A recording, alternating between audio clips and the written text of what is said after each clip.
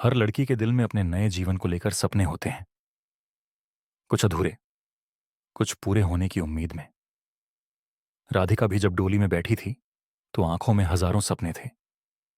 एक ऐसा घर जहां उसे सम्मान मिलेगा, प्यार मिलेगा। पर उसे नहीं पता था कि जिस घर में वो जा रही है वहां उसकी हर अच्छाई को भी तानों के जहर में डुबो दिया जाएगा। शिक्षा, जो किसी के जीवन की रोशनी बनती है, राधिका के लिए वही शिक्षा तानों की वजह बन गई। बहू तो बड़ी पढ़ी लिखी है, लेकिन चूल्हा चौका तक ही सीमित है। सास की इन बातों ने राधिका के मन में गहरा जहर घोल दिया। वो जानती थी उस घर में पढ़ाई की कोई अहमियत नहीं थी। समय बीता, जब राधिका की गोद में बेटी आई तो पहले तो सबने बधाइयां दी, लेकिन जल्द ही लोगों के चेहरे बदलने लगे। बस बेटी, बेटा कब होगा? जैसे सवाल उसके हर पल का हिस्सा बन गए। राधिका का दिल चीख चीख कर कहता, क्या मेरी बेटी मेरी कमजोरी है? पर आवाज कहीं सुनाई नहीं देती थी। जिस इंसान के साथ 7 जन्मों का वादा किया था, वही पति अब पराया बन चुका था।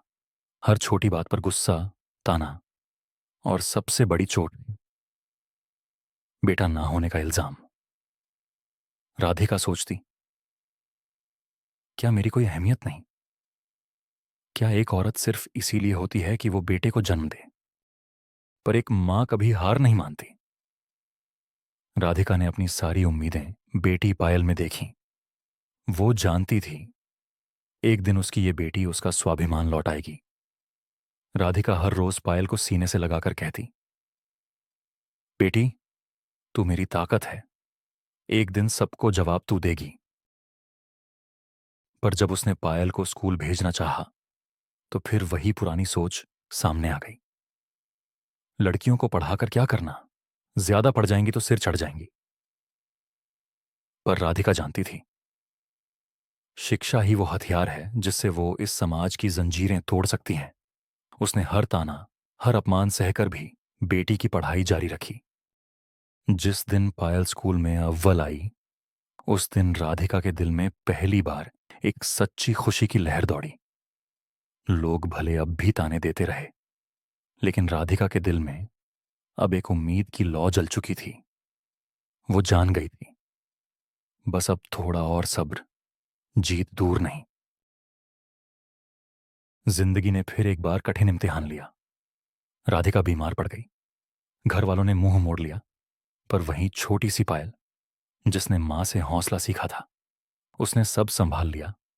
पढ़ाई, ट्यूशन, इलाज।